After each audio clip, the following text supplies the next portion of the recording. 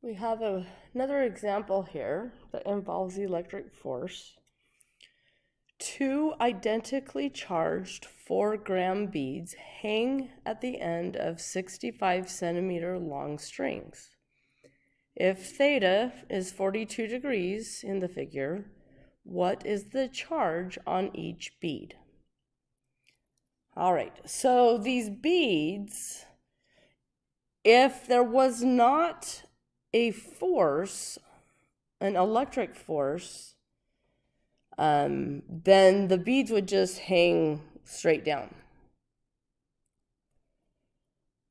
The fact that they are pushed away from each other, we know they are individually experiencing some sort of electric force that pushes them away from each other.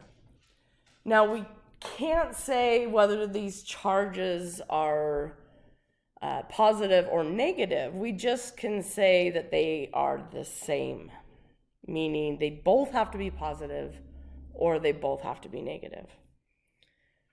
Okay, so to relate the electric force to the mass and the angle, so they've told us the strings are 65 centimeters long. They've told us this angle is 42 degrees.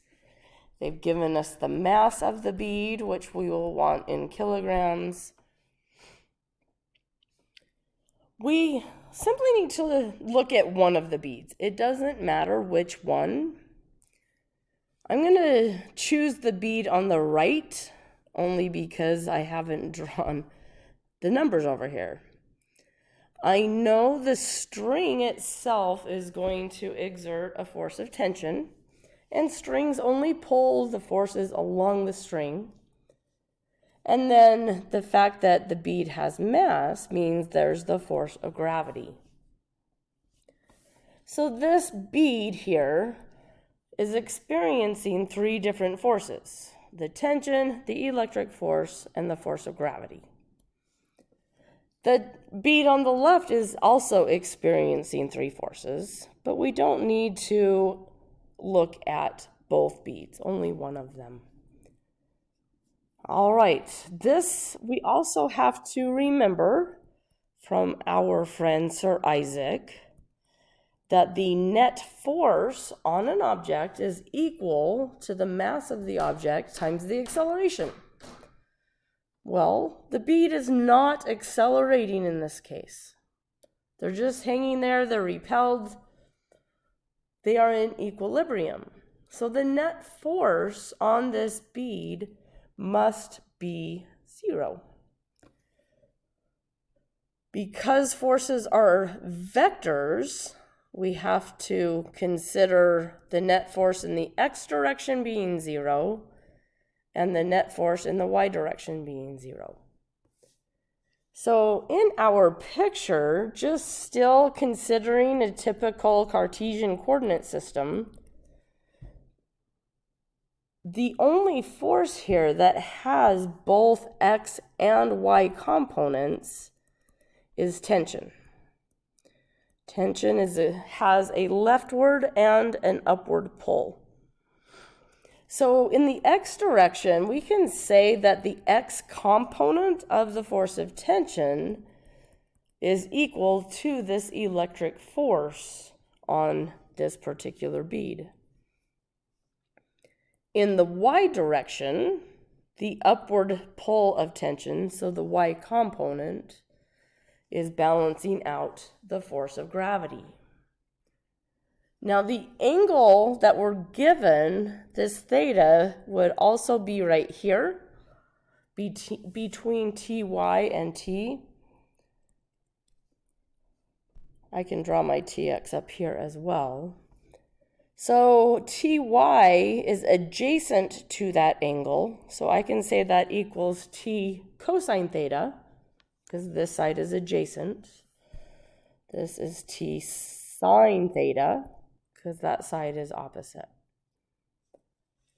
I'm going to substitute these in. So t sine theta will equal, well, while we're at it, let's plug in for the electric force, Coulomb's law.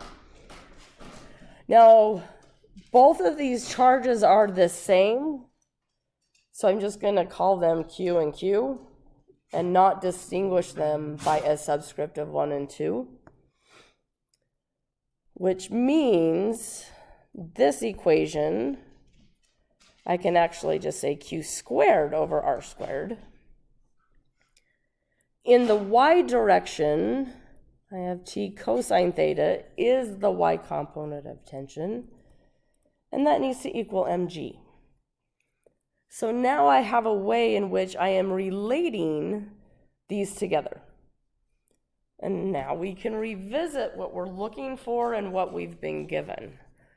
We're asked for the charge. So we're looking for Q.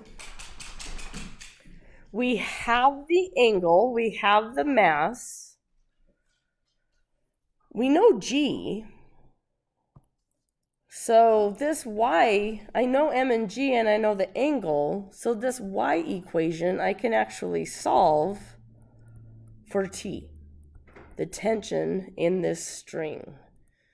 So 0.004 kilograms times 9.8 meters per second squared over cosine of this angle.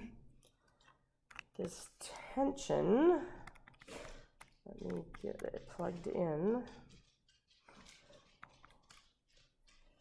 This tension is 5.275 times 10 to the negative 2 newtons. And again, I'm going to keep a few digits beyond what I can round to at the end, since I am not at a final answer. Okay, so we know how much tension. It's not very big, but that should hopefully make sense. These beads are only 4 grams.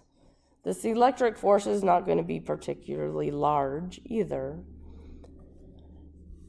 So we now know T, we know theta, K is a constant, we want Q, so we need R.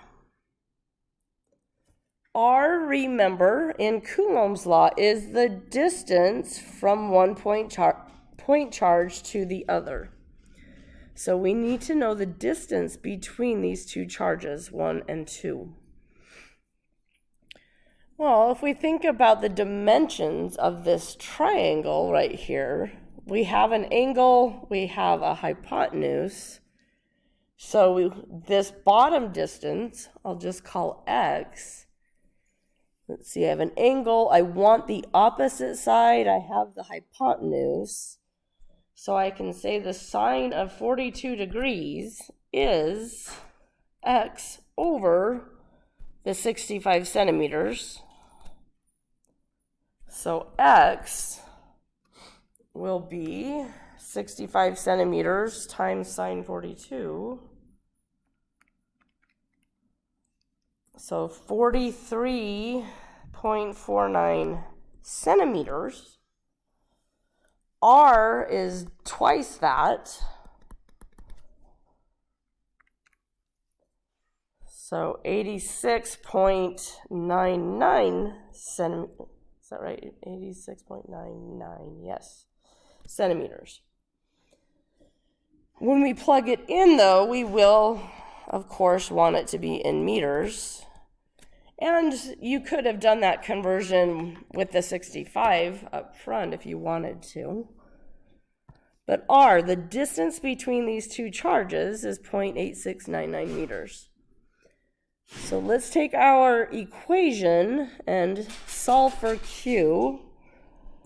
So Q squared, I'll bring R squared over. T sine theta is already there. K is our electric constant. So we will need to square root both sides. And now we can plug everything in. So 0.8699 meters, that will be squared. Our tension, 5.275 times 10 to the negative 2. Sine of 42 degrees, because the T sine theta was that whole x component. And this electric constant 8.99 times 10 to the 9.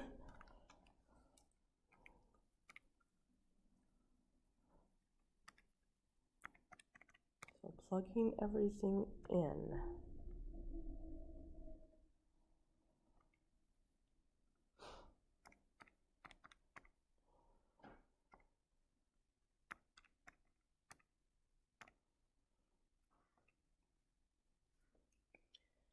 I'm getting that Q is equal. Now is when I would round. We were given the 2 sig figs, so 1.7 times 10 to the negative 6 coulombs. Now technically, they're either both positive or both negative. There's not enough information in this problem for us to say they're both positive or both negative. So I'm just going to put the plus or minus. We could write this as 1.7 microcoulombs if we'd like. But either scientific notation with the times 10 to the negative 6 or the prefix, either way works. Now units, we have the square root. R was in meters, which we squared. Tension is in newtons, which is a kilogram meter per second squared. Actually, let's leave it as a newton because the K's in newtons. So Newton meter squared per coulomb squared. Nope.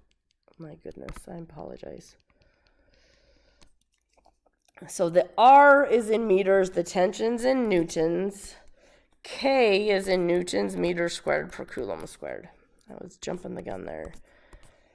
And so this gives us the square root of the coulomb squared, which is why this final answer is in coulombs.